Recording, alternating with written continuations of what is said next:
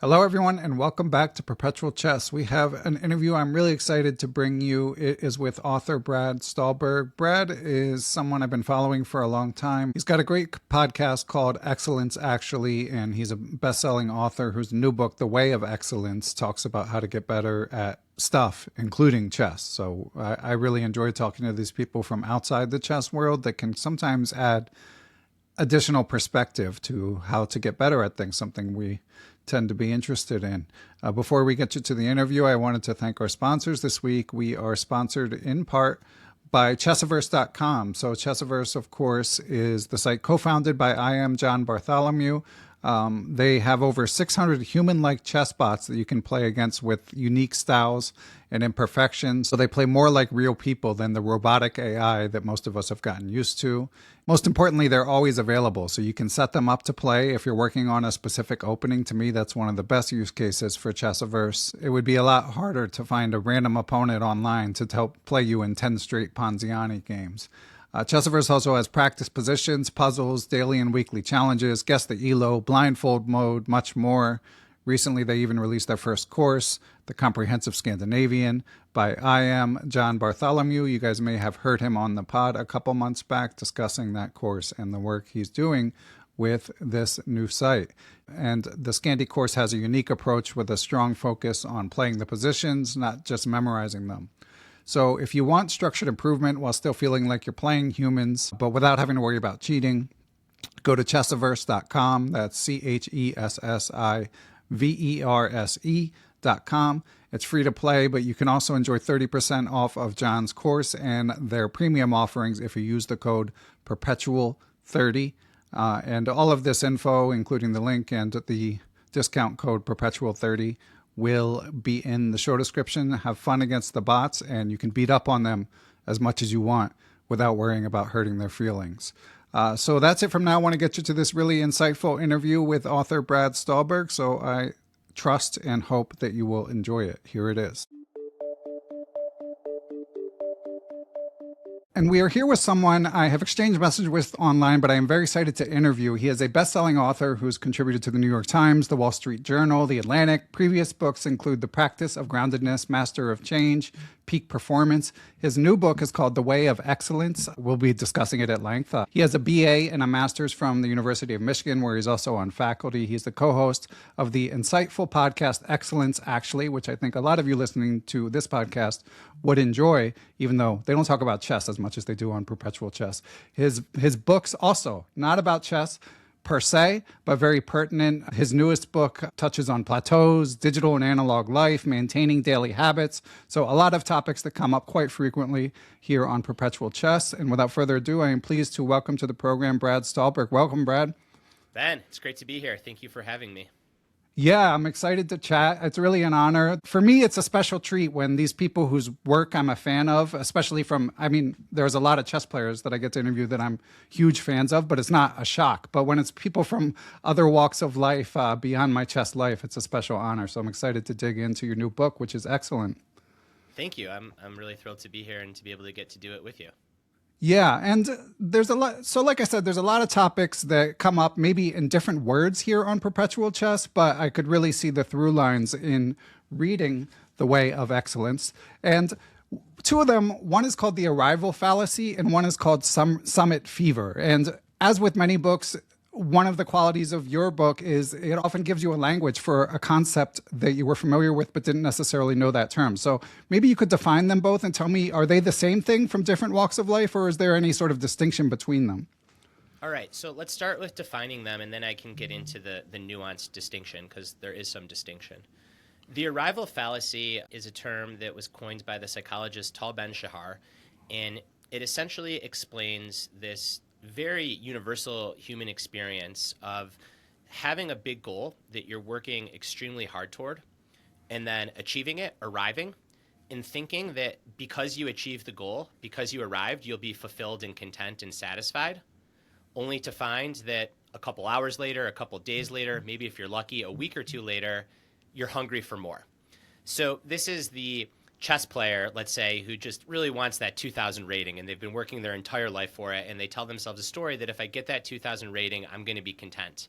And then they get the 2000 rating and they feel great that night, and then the next day they wake up and they realize that they're still hungry, they're not actually satisfied, they're not actually fulfilled. And this has been studied across all sorts of domains. It's been studied in sport, it's been studied in the arts, it's been studied in leadership, it's been studied in medicine. And time again, we find that we really trick ourselves into thinking that if I just accomplish this, if I just get that house, if I just get that rating in chess, if I just marry this person, then I'll be happy. And that's a fallacy. We never actually arrive. We're not wired to arrive. All the satisfaction, all the fulfillment, it's got to come in the process. It has to come in the striving. So that's the arrival fallacy. Summit fever is very similar. This is something that is a term that is coined out of mountaineering, but is broadly applicable to all of life. And that essentially says that when we are working toward a big goal and we get close, sometimes we start to make reckless decisions because we're so desperate to reach the summit. So the literal definition of summit fever is when climbers that have been working on a big alpine exhibition get really close to the peak of a mountain, and then the weather window changes and the conditions aren't great, or there's an avalanche risk, but because they're so close, they don't think clearly, they don't see that risk. So they get to the top of the mountain, and then tragically, oftentimes they don't make it back down. Oh, wow. Because they got so delusional about needing to achieve this goal, needing to reach the peak, that they took unnecessary risk. This happens on Mount Everest every single year. As you hear about these climbers, they're at the Camp 4, they're doing their final push, their final ascent, and then a weather window rolls in, and instead of turning around, they go for the summit anyways, and they reach the summit, but they don't get to come back down to tell anyone about it because tragically they lose their life. And I think there's a metaphor for summit fever, which is if we get way too obsessed with our big goals, sometimes we make reckless decisions and we lose sight of the process that's going to actually get us there. I missed that distinction when I read your book. I got the general gist, and actually both these things are extremely applicable to chess, but I thought they were more similar than they are, because it's actually, in chess, I guess the analog would be, as you said, you're striving to reach 2000, and you kind of play more recklessly trying to reach that level, but the idea of achieving a goal and feeling unfulfilled is actually something I interviewed Grandmaster Maurice Ashley a few weeks ago, and he had a long struggle to reach Grandmaster, one of the most sort of storied ones in chess history. And he's described, and we chatted about that feeling an empty feeling when he reached it. And of course, you hear it from, in interviews with like billionaires and stuff as well, although I personally couldn't speak to that. But it's definitely something to be aware of as a chess player as you pursue your goals. As a major theme of the book is the importance of enjoying the process rather than the outcome, something we also talk about a lot here on this chess podcast. And speaking of chess, Brad, before we go deeper, so we'd exchanged a few messages online, and I knew you had a bit of interest in chess. And then it seemed to me from our messages, you made a conscious effort to include some chess in this book. What was it about the game that made you want to include it in a book about excellence? Well, I think that what it is about the game of chess is it's just so raw and concrete and objective. It's you against the person across from you. The rules are the same. The rules haven't changed in ages. You don't have a curtain to hide behind. You're not wearing a helmet. And everything is just playing out like right in front of you on this board. And with really skilled chess players, there are going to be highs, there are going to be lows, there's going to be opportunities to pounce and make great moves, there's going to be blunders that you have to recover from. And I find that in many ways, that's really a great microcosm for life. I guess life is maybe a little bit more of a wicked environment where the variables are changing. Chess is a little bit more kind because the rules are staying the same. But I think like the mix of just intellect and playing with your head, but also the more I reported on chess and the more I talk to really skilled chess players, you also play with your gut and you use intuition. And it's this constant balance between feeling your way forward and thinking your way forward and knowing when to trust your feelings versus when not to trust your feelings. I just find it endlessly fascinating. And when I talk to world-class surgeons, the way that they talk about surgery is very similar to how Maxime Vachier-Lagrave described playing chess to me. You talk to elite athletes, you hear the same thing. You talk to musicians, you hear the same thing. So I think oftentimes we get into a niche or we get into our domain and we think it's like really special and unique. And of course, all these domains do have these subtleties that make them different. But at the end of the day, the pursuit of excellence is the pursuit of excellence. And I just love to go to the extremes. So if chess is this like extreme container for pursuing excellence, then I want to learn more about it. And I want to include the stories of those who are doing it at a very high level and who have been doing it for a long time. Makes sense. Yeah, and Maxime Vachier-Lagrave definitely falls into that category. Just a legend of French chess, and he's someone who I think embodies You a lot of helped put me in touch with him, so I appreciate that. The thanks are to you. Yeah, no, well, he's one of the first people I thought of because you messaged me, and I knew that you write a lot about performance, and having interviewed a lot of these players, including Maxime, he's someone who talked about having a health team working with him. He has a lot of close friends on the French national team in particular. So it's not like he doesn't have fun, but he has a very professional approach. Whereas you talked about intuition, Magnus Carlsen is actually, and I know you quote Magnus in your book as well, he's actually famous for a more idiosyncratic approach. He just has this. All the other grandmasters will tell you he has an intuition that's exponentially better than theirs. And I think because of that, he's able to get away with a sort of, I don't know, it might not be kind to say less professional, but at least you could say more unique approach than someone like Maxime, who obviously is a world-class talent in addition to a world-class achiever, but is someone who really works to maximize his performance. And on one question that came up a lot for me reading this book, and that I think people listening might wonder, because it's fascinating to hear about world-class performers, but most of us are just trying to get our rating from 1400 to 1500 or something like that, and obviously there's analogs in the many other fields you write about within your book. How would you say a pursuit of excellence kind of squares with someone who's doing something as a hobby, trying to get better at something as a hobby, but not necessarily trying to be world-class? I think that's one of the biggest misconceptions about excellence that I wrestle with, and I try to slay that sacred cow, per se, in the book, which is that sometimes people think that excellence is a standard, but that's not what excellence is. Excellence is a process of caring deeply about something and focusing on it and being intentional and practicing, and then all the satisfaction that you get from getting better at it. And that can be going from a rating of 2,000 to 2,100. That can be getting a grandmaster or international grandmaster, but that can also be going from 1,000 to 1,100 in chess. You can achieve excellence in both of those ways. So it's not the outcome, it's not the standard, it is the process of becoming. And I think what so often happens is we think that we're working on this goal. So let's take the very recreational chess player. We're working on getting from a 1,300 rating to a 1,400 rating. And we are, but that goal is also working on us. Like, we're learning about ourselves. We're learning about how we navigate discomfort and frustration and resilience. We're learning about how to win. We're learning about how to lose. We're learning about how we act under pressure.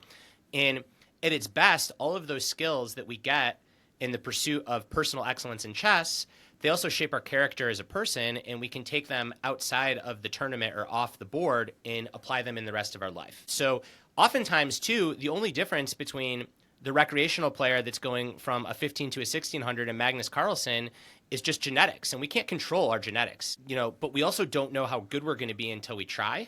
And as I argue throughout the book, all the satisfaction and the fulfillment, it doesn't come on the podium. It comes in the process of pursuing it, and that's available to all of us.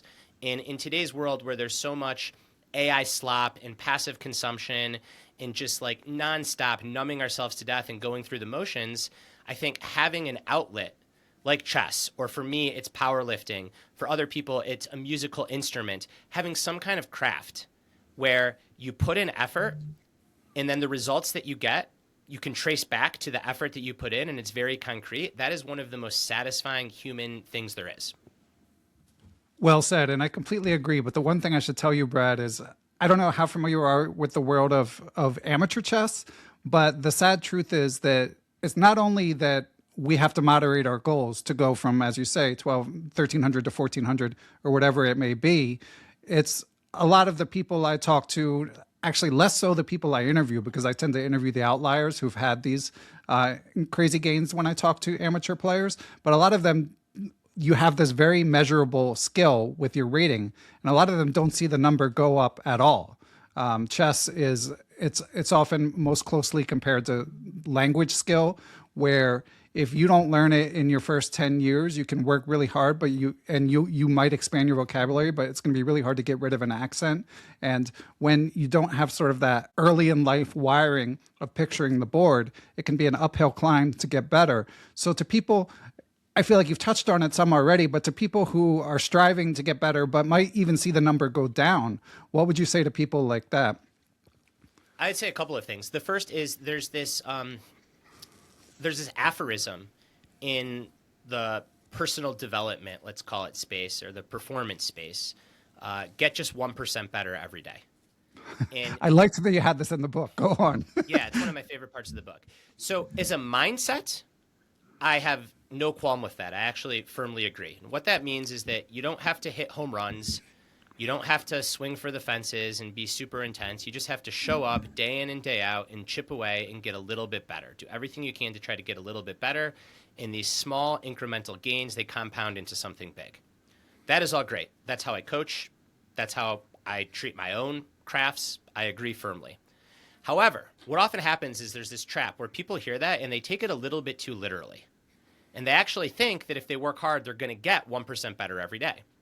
And that's nonsense, because if I got 1% better every day at powerlifting, my deadlift would be 900 pounds. Right. It's not. So what ends up happening is when you're new to something, you get 10% better, 20% better. If you're brand new, you might get 100% better every day. And then you start doing the craft, and those marginal gains become more and more marginal until you find yourself on the plateau. And that's what I think you're talking about, where you're actually not having measurable gains. And in some cases, you're getting worse objectively. And at that point, the motivation has to switch from an addiction to measurable progress, and it has to become a curiosity about the game itself, in the community that you do it in the joy that you get from playing, in how you, again, are shaping yourself as a person by the pursuit. So they're probably not two crafts that get compared often, but I'm going to ask listeners to bear with me. So I am not an avid chess player. We can get into this later. I'm not good at chess. I'm a very good amateur power lifter. And I think oftentimes people would say, well, powerlifting and chess, they have nothing in common. But I actually think that they have a fair amount in common. Because what ends up happening in powerlifting is you get your deadlift up to 500, 515 pounds, and the gains are fairly linear to that point. And then you can spend 3 years working on your deadlift, and you might go from 515 to 518 pounds. But if you're in your 40s, you might go from 515 to 508 pounds. You might go down. So you have to fall in love with the sport, with the feel of the bar, with what it's like to get the tension out of the bar, with the community that you do it in, with the gym around you, with the podcast that you listen to. And that's the value of the pursuit. And my guess is that the same thing holds true for chess, because the people that hit the plateau that are just motivated by tangible, concrete gains, they're going to burn out, because eventually those gains stop. Or those gains take 2 or 3 years before you have a breakthrough. Yeah, I was gonna ask you about powerlifting, because it did occur to me that that's something where you would experience the same thing. I mean, trees don't grow to the sky. Obviously, no one can just continue lifting heavier weights throughout their lives. And obviously, you're about to turn 40, right? Or are you 40? Right. How? I'm Yeah, just so about to turn 40. yeah, so you might be reaching the hilltop yourself. You'll see how. Yeah, and I find it fascinating. I think like there's kind of two approaches, right? And they're both valid. There's a kind of excitement and a thrill as you're getting really good at something. And in powerlifting, that's the first 5 to 8 years. In chess, you tell me, if you take up chess as an adult or as a teenager, I don't know how long you get to ride that bend of improvement. It's probably a few years. But then there's this also kind of satisfaction when you stop getting better and you have to really fight and claw for those incremental gains.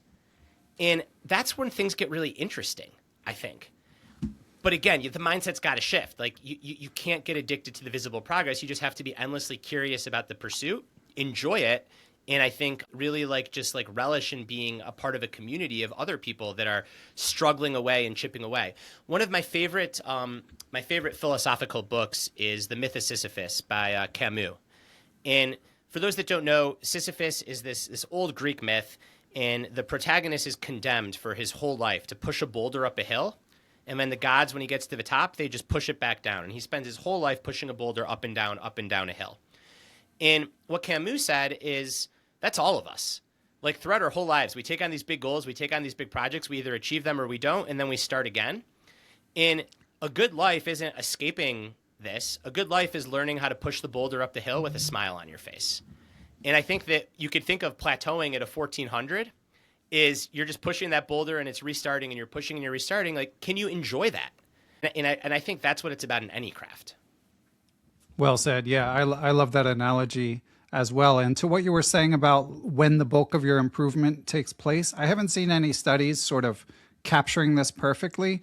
But Grandmaster Andy Soltis, another person I recently interviewed, he's basically gathered semantic data. He's gone through a bunch of charts and talked to some people. And his hypothesis is that 90% of your gains come within 8 years of learning to play chess. There's going to be some exceptions for these, 5-year-old prodigies. But when I read that he wrote that, I thought about it, and it basically rang true with the majority of experiences that I've seen. I mean, there are certainly going to be outliers, but that's a general framework. Just wanted to take a quick break from the interview with Brad Stulberg to tell you about our longtime sponsor, Chessable.com. So last week I mentioned that the venerated Grandmaster Peter Svidler has done the video for the complete manual of positional chess. And there's actually an hour free lesson if you're a Chessable Pro member. It's got trainable lines as well as a video that you can watch of Peter Svidler breaking down Grandmaster level positional chess. So that's one of the many perks you can unlock by signing up for Chessable Pro. And if you do so, please use the link in the description. And we'll be back with more from author Brad Stulberg after the break. Speaking of studies, another thing I wanted to ask you about. In December on social media, you posted these studies that show the value of multidisciplinary learning, even for people who become professionals in various endeavors. And you included chess in your headline. And then you got quote tweeted by none other than Kasparov saying he disagreed with the idea that in chess, being multidisciplinary as a kid, there's this book Range you're probably familiar with that talks about the value of pursuing different endeavors. So I'm curious where chess fit into that study and if you had any other interactions with Kasparov based on this. So I told Kasparov he's wrong. No, I'm kidding. I did not tell him that. Kasparov was right. And to protect myself and to be clear, I was just reporting the findings of the study. So the authors of the study included chess. It's right there on the main chart that they had. What is misleading about that study, and what I ended up issuing a statement in a correction, and then I wrote about it, and what Kasparov pointed out, without getting too much in the weeds, what that study did is it essentially said that multidisciplinary practice leads to better performance as an adult. And they looked at domains such as athletics, where that is a very strong association, where we can probably be confident it's causal. They looked at academics and knowledge work, also probably causal. They looked at music composition, and they looked at chess. And the issue with the study that Kasparov pounced all over, and I should have seen myself, was the range in chess was just restricted way too tightly. So what they did is they said that if you look at the top 3 junior chess players in the world and the top 10 junior chess players in the world, they do not turn out to be the top 3 and top 10 adults in the world. But what they didn't do is they didn't say, let's look at number 11, 12, and 13. So they drew these broad generalizations about early specialization versus multidisciplinary practice from a range that was way too tightly restricted. Because the number 11 youth prodigy might end up being the best in the world, and that kid's still a prodigy, and that kid's still highly specialized. So I think that what the authors did is they made this big mistake of taking these sweeping generalizations from a way too small sample size. My sense is that if you want to be a world beater in chess, you have to specialize very, very early. But just because you specialize very, very early doesn't necessarily mean you're going to end up being a world beater in chess. Yeah. And again, to your point, obviously that doesn't apply to the amateurs listening to this podcast. I think the point about the value of multidisciplinary, pursuing multidisciplinary activities is still valid. But it was funny when that post happened, because when you posted it, I had the exact same thought as Kasparov. My first thought was that doesn't ring true in chess, because prodigies, the grandmasters who bloom late, like, they're even them are starting from a very high level, and they tend to become legendary, at least talked about a lot, because it's so rare. As you said, someone like Magnus wasn't the tippy top prodigy. First of all, he started chess relatively late for a world champion, starting tournament chess at 8. but he only reached to the very top of his age range, like by his teens, whereas others, there tends to be a lot of jockeying back and forth. But the sad truth of those on a professional track in chess is it demands so much time and so much knowledge that it's there, hopefully kids who are pursuing it, have some sort of stress release and athletic outlet to blow off steam. But you're going to be spending a lot of hours on chess, and it's going to be hard to balance it with another serious hobby. I think that's 100% right. And it was a really cool moment for me to engage with Kasparov, who is nothing but polite and pleasant and thoughtful. And we ended up having a back and forth that lasted that entire day over the internet. Oh, wow. And I learned something from him, and he was, like I said, it was neat. And I'm more than happy to admit when I get something wrong. Again, there I'm going to take a little bit of defense. It was more the study, and I'm just reporting out the study. But I should have done a better job of being really clear that the range on chess was just so highly restricted. It is fascinating as an aside to think that if you had a hypothetical chess tournament of the top 10 players in the world, is 8-year-olds or 7-year-olds, those top 10 players, that's what the study did tell us, wouldn't be the top 10 adults. But again, the problem is they don't include 11, 12, 13, 14. And to be ranked 11, 12, 13, or 14 in the world, you're probably specializing. Yeah, for sure. So was this exchange with Kasparov, was it public? Was it like on replies, or was it in private messages? No, it's on tweets, a couple tweets back. Okay, I couldn't find it. I checked Twitter specifically because I think when you wrote about it, I'd seen it, I believe, on Substack, where I should have mentioned you also regularly. But anyway, I couldn't find the exchange, but I'll go back and try to track that down and link to it. So, Brad, you mentioned earlier that you feel like you're a bad chess player. What is your own experience as a chess player? My own experience as a chess player is I never played growing up. And then my son began to get into chess when he was around 6 years old, so I learned with him. And I think my record against Theo is 3 in 646. So 3 wins and 646 losses. He got so much better than me so fast to the point where it didn't even make sense for us to play against each other. But I enjoyed learning the game with him, and now I have a very fundamental sense of how the pieces move and some very basic openings. But I never played growing up, and I wouldn't even consider myself a chess player. Yeah, it's fascinating the way kids pick it up. Oh my gosh, it took him a week to like really just start getting it. And yeah, what you said earlier about that window of learning a language, I think there's some studies that correlate that with learning chess. Yeah, for sure. And is he still playing these days? He is still playing.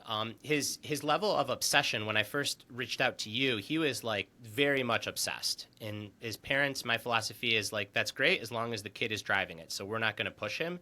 But all he wanted to do was play chess, watch chess videos, learn about chess. He played some tournaments. He did quite well. And I'd say over the last 6 months, now it's much more of a hobby. So he'll play against mom, who's much better. My wife is much better at chess than I am. So he'll play against her. He'll play with some friends, but he hasn't really shown an interest in going to tournaments. And now his obsession is basketball. So now he's like all in on basketball. And again, my approach is he's probably not going to be a professional chess player. So I want it to be a fun experience. And if he comes back to it with a level of intensity in 6 months, that's great. And if not, it'll just be a hobby for him, which is also great. Yeah, it's always easier said than done as a parent not to push so hard, but it's definitely a admirable approach and one that I try to take as well. Another topic I wanted to hit that, again, you're not talking specifically about chess, but it's a major theme in your book, is the importance of sort of balancing phone addiction and what you would call digital life versus analog life. Another case where I learned a term that I knew the idea, but not the term, was the biophilia hypothesis. Before we get into any chess angles of it, could you explain the biophilia hypothesis? Yeah, the biophilia hypothesis is essentially that our species, for 99.99999% of Homo sapiens lifespan, and even before us, Neanderthals and late-stage primates, we grew up in environments that were extremely analog. We were on the savannah. We were around open spaces. There was green everywhere. The threats that we were really receptive to were snakes in the bushes or mountain lions across the horizon. They weren't tweets that aggravated us or quote unquote breaking news stories from across the world that may or may not actually be newsworthy.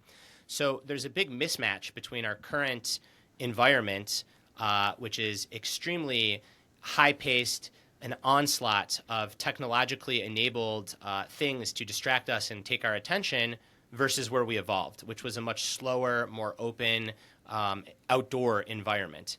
And the biophilia hypothesis is just that. We feel much more comfortable and much more settled. And there's research that shows our measures of our nervous system are much more settled when we're actually not completely engaged in electronics all the time.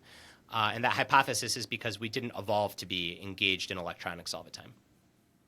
Yeah, and like I said, in a second I'll be asking you about sort of the study implications for chess. But one reason it resonated with me, I mean, I've experienced this myself because I said I've read about this idea before, hadn't heard the term, but I've noticed it myself. Like I live in the middle of I live in like the sprawling suburbs where it's mostly sidewalks, but there is like a little stretch of woods, and I have to jog a mile just to get to the woods. But I always try to go that particular route because it at least feels a bit more like nature than where I am. And a lot of the grandmasters I've interviewed, like Boris Gelfand talks about, he played for the World Championship about 15 years ago. He always talks about how he takes walks before his games. Josh Waitzkin, in his book, The Art of Learning, talks about how when he was like a young prodigy, he would go for a lot of walks. So it's one of those things where I think some chess players have intuited the value of being outside and experiencing nature, even as they're just ramping up to compete. But again, hadn't necessarily heard that term. Now, in terms of chess study, what I was curious about is it's actually come up a lot fairly recently in the guests that I've interviewed, this idea of how to balance digital study, because chess, the learning curve has exploded in the past 25 years. Part of the reason that kids are getting better faster than ever is because they're just able to optimize in a way that you couldn't before when you needed a physical opponent to play and you weren't necessarily sure why you lost. Now you get instant feedback from the engines, find out exactly why you lost, exactly what the critical mistake was. You can kind of do these like puzzle rush type activities where rapid fire, you're solving puzzles. But at the same time, when you go to compete, it's a more analog feel. There's a physical chess set. Some people struggle to adapt from playing digitally to playing on a 3D chess set. Some people, there have been studies where like learning from a screen you don't necessarily retain information at the same rate as you would if there's a 3D component to what you're doing. So I'm curious if you have any broader advice about how to balance digital chess study with analog learning and the value of in-person interactions. Well, I'll start by saying that if you want to be the best you can be at playing digital chess and you want to be the best puzzle solver of digital chess puzzles, then you should practice a ton of digital chess. But if your goal is to be a good chess player, to play in tournaments against other human beings on a 3D board, then you need to play a lot of analog 3D chess.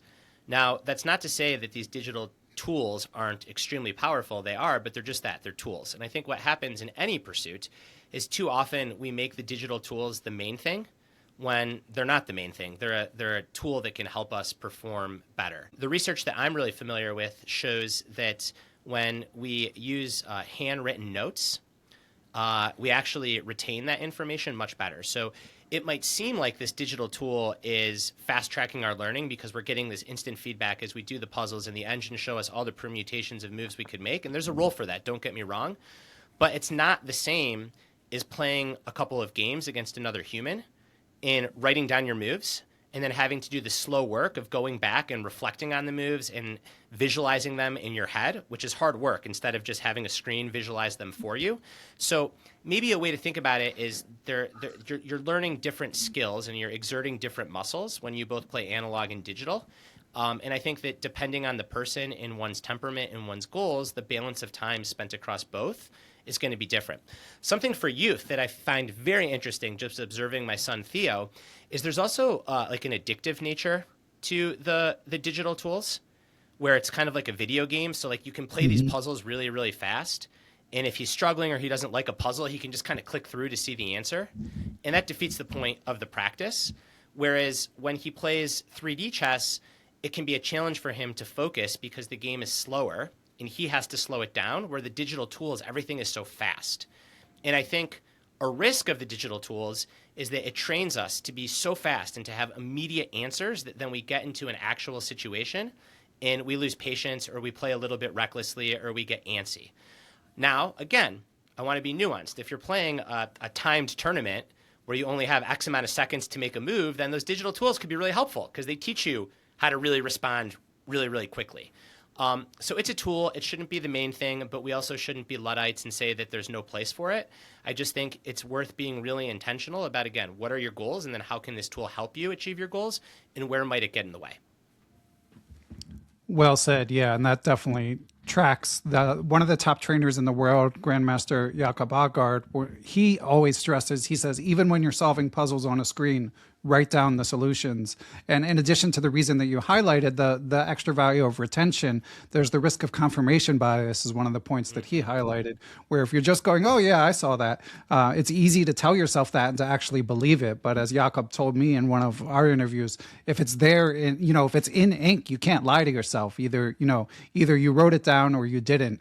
And it mimics the experience of real life over the board chess.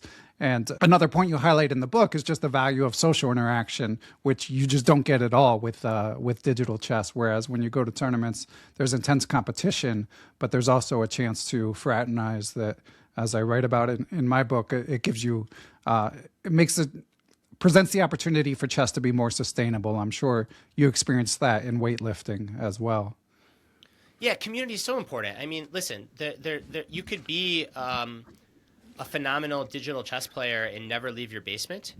And maybe if you are really introverted or you have these behavioral tendencies where you can't be around other people, then digital chess is a gift. But if you're not wired that way, then I would say that a big benefit of actual chess is the community element. Like, you're in this community of practice with other chess nerds that geek out and that read the same books as you and that obsess over strategies and that are dying to go from 1200 to 1250 in their rating. And the community element of it is just so important, because my definition of excellence in the book is not just about mastery, it's also about mattering. And when you combine mastery and mattering, you get this really deep fulfillment and satisfaction. And what's really neat about chess is that you can get the mastery, right? Like, it's a craft, you get better at it, you get really curious about it. But you can also get the mattering, because you can put yourself in a community of other people that care about this deeply and that are trying to figure it out, and you feel like you belong to that community. And when you combine those two things, mastery, the pursuit of getting better at something, and mattering and community, like, that's where the magic happens. That's where we find all this satisfaction and fulfillment that is increasingly harder to find in the chaos of today's modern world. Well said. And there's so much in the book, we won't be able to get to it all. But again, just to highlight a few more points that really resonated with me that I feel come up in different terms here. You talk about the value of consistency over intensity. What conclusions did you draw about that? Everybody loves to talk about their great games, their great tournaments, their heroic practice sessions. But what separates people that are able to sustain progress and become their best at something versus those that aren't actually isn't what happens on your best days, on your most intense days. It's what happens on your average days and what happens on your bad days. And that is really just a function of being consistent. We can't control our best days. Those magical sessions, they're just that. They're magic. For all the optimization and performance studies and wearable devices, like, nothing can predict when we're going to be at our best. It's a very mystical experience. And I'm like a man of science, and I say that. However, we do have some control over what happens on our average day and our bad days. And if we can just make our average days a little bit better, and if on a bad day, instead of spiraling and catastrophizing, we can be honest with ourselves and acknowledge, hey, it's just not here today, but I'm still going to try to salvage and give what I've got to give. All of that compounds over the long haul, because the goal isn't to have an intense day or week. The goal is to have an intense decade, an intense career. Like, you don't want to be the hero of the day. You want a heroic body of work. And I think this mindset shift, going away from intensity and toward consistency, is really important. And then I talk about in the book raising the floor. And it's this notion that everyone loves to focus on the ceiling. Everyone loves to focus on, like, what it takes to have a great day. But I think what's more important is actually getting really focused on your bad days and trying to make your bad days a little bit better. Yeah. Again, well said. And this has also come up actually from Jakob Aagaard again. He's been out in front of this. You know, it was 5 years ago that he told me that it's better to do a little bit every day than one big study session once a week. And I was really impressed. You were telling me before we started recording, obviously this is a niche podcast. You're going on a bunch of other niche podcasts and a bunch of other domains. And also, you know, you've sold over 500,000 books in your career and have a good marketing team. Will be going on some very high profile podcasts as well. But I was also really impressed with the breadth of the people you interviewed. From all the domains, you know, you've got your world-class musicians and Maxime Vachier-Lagrave, of course, and many others. Was there a favorite interview among those you conducted, Brad? Oh, I can't get myself into trouble. I don't want to name any particular name.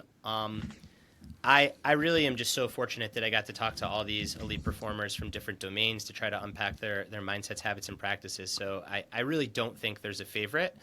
I have a couple favorite moments, and one actually came from Maxime Vachier-Lagrave, and we were talking about what happens when he blunders.